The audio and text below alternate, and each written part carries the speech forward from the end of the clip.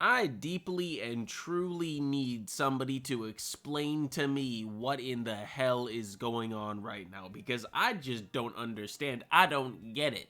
But before I continue with that train of thought, though, two things. First up, hey everybody. And secondly, I just want to offer my sincerest apologies for sort of taking like a very much unplanned 2-week break from covering Black Clover, from leaving the Black Clover space. Not entirely, because I was just the tiniest bit active talking about Black Clover on Twitter, but within the YouTube space, covering Black Clover, I was just completely gone. But I'm back now, and to be honest, I did not think that when I left, not only would would one villain that I cared so deeply for, Zenon, just be completely done, but also that another villain would also be completely done within an even shorter span, bro. It's crazy. And I can't just leave it like that. We gotta go more in depth, bro. How are you, Tabata, going to create one of the greatest villains Black Clover has ever seen? And there's an argument to be made here that he is the greatest Black Clover villain ever to be created. I'm talking about Zenon here. He was goated. How are you going to off him just to make way for another villain that was set up not as particularly well as Zenon, but another villain that was set up in the form of Morris just to kill him off and not even show it, bro? You had this man get off-screened. That's why I said at the beginning of the video, I need somebody to explain to me what in the hell is going on, because I just don't understand. I don't get what's going on. I don't know if Tabata said, hey, I got one too many villains in this arc, and I just gotta start getting rid of them like that, just like one after the other, just doing away with them. Or maybe there's like some pressure from some higher-ups talking about some sales, maybe interest in this arc over in Japan is waning and they just want him to blast through it, so now he's just killing people off or killing villains off. I don't know what's going on, but I gotta be honest, I'm not really feeling it too much. I'm not feeling the decisions that are being made with some of these villains, bro. I gotta be honest. Also, I'm not feeling the decision that was made with this chapter in particular, focusing on Captain Yami, because it feels like we just skipped about 5 chapters worth of content and context to get to this moment in time. It really feels like that. Like, when this chapter opened up with a Yami backstory, I was so unbelievably confused. I was like, wait, we were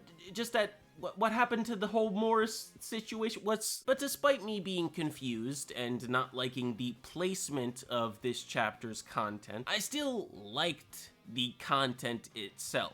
Like, I felt like this was a pretty good chapter. We got a bit of a deep dive into Yami and what was going on with him. We didn't go too in-depth with his character. If Tabata wanted to, he definitely could have gone way more in-depth. This was just slightly under surface level, to me at least. But like I said before anybody gets the pitchforks out, I did really like the content that was on display in this chapter. I liked the conversation about his dark magic and his conversations with Morgan and his conversation with Nacht as well. It's really good stuff here. Like, he's talking about how he's gonna make his own brigade one day, and it's not gonna be filled with people who were chosen by luck. It's gonna be filled with people who've lost their way, much like Captain Yami. It's gonna be filled with those who have sinned, because he believes it'd be a shame if those people couldn't use their powers. So he's gonna make a place where they can use them and run wild and do whatever they like, do whatever they feel. And then within the chapter, we get this really cool collage of images that show Yami running into every single one of the Black Bulls. We see some moments that we have seen before in the manga and in the anime, and some that we haven't actually seen, like his first interaction with Charmy, which is pretty interesting. I really want to know how he convinced her to join the Black Bulls. So was he just like, hey, you want some food? Okay, join my brigade and you'll get all the food you want. I'm imagining it was something similar to that. Nothing too crazy, because you don't need to offer Charmy really anything like of high value or high importance to make her join you or join your side, because all she's after is food. So as long as you got that and as long as you offer that, you're good. She's on your side. But after that, after the collage, we then get a really cool Yami moment where he realizes that the person who was actually given a place to belong was himself within inside the Black Bulls. But after that, and before the chapter cuts back to present day, we get a little bit of a foreshadowing moment, I think. Because the chapter flashes to this scene with Morris and Zenon, and Morris is talking about Yami's dark magic. And he's saying, dark magic, how wonderful. It's a magic imbued with the magical power of the underworld. The darkness dyes the world tree black, allowing us to connect the underworld with our own. And he continues by saying, you are the chosen one, the one who will bring death, despair, and darkness onto this world. Now that scene could just be foreshadowing Yami and William being the sacrifice for the tree, but I feel like there's definitely something more to what Morris was saying than just that. It definitely looks and feels that way, because he didn't bring up William as well, which kind of makes sense because he's not talking to William, he's talking exclusively to Yami. But he was talking to Yami and about Yami in a very particular way, to make it seem like he himself would be the actual bearer and bringer of all this destruction and death and despair. Like Yami would actually be active and participating in it and not just in a passive sacrifice way. Like he would be out there swinging the sword and whacking dudes off. Whoa, what the axing dudes off.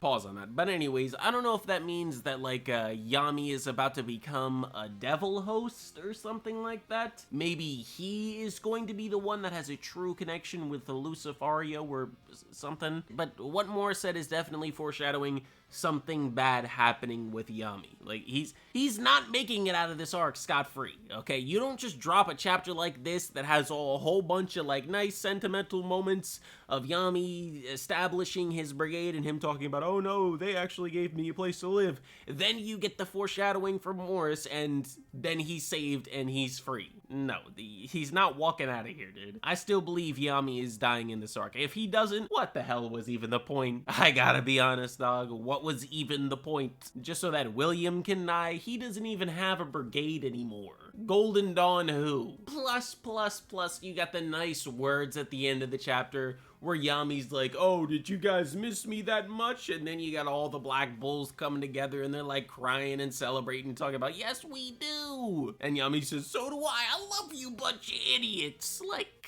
come on. Although we did just get something very similar a couple of chapters ago with what was going on with Gotcha and Lolopechica. So I can't put it past Tabata to do the same thing again. But in addition to all those things, you also have the very, very end of this chapter where there's like something ominous going on. Maybe the second gate is opening. But I'm telling you, dog, Yami, he's dying. He's done. He's not making it out of here. There's just no way. No way whatsoever. Maybe he gets dragged into the underworld and then they gotta go save him.